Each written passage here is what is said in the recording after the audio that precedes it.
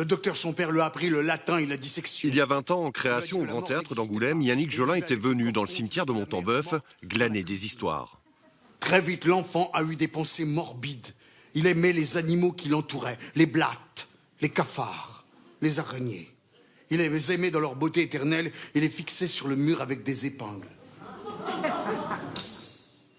Là, il y a du géranium, en veux-tu, en voilà, il y en a au moins 2 hectares sur 1 mètre carré.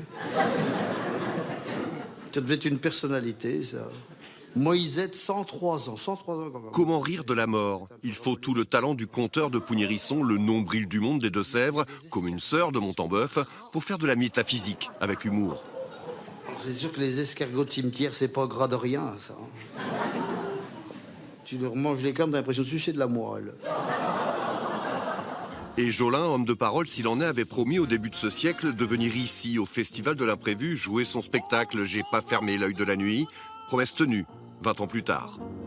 On s'en va vers le bonheur! Le spectacle sur la mort ici à Montembeuf a toute sa raison d'être, parce que c'est un spectacle qui parle du rabibochage des vivants et des morts. Et aujourd'hui, on va faire traverser le mur à Mamie.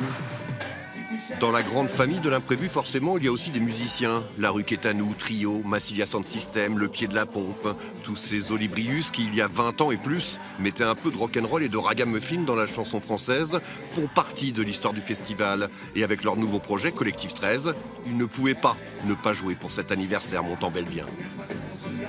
Évidemment, on est là, ça fait 20 ans qu'ils nous aident, qu'ils nous entraînent et qui nous soutiennent dans nos bêtises. Donc forcément qu'on est des enfants de l'imprévu, de Montembeuf. Et la fête ne fait que commencer à Montembeuf. Ce soir, c'est Yves Jamet, autre membre de la tribu imprévue, qui sera sous le grand chapiteau, et plein d'autres surprises encore, forcément pas prévues.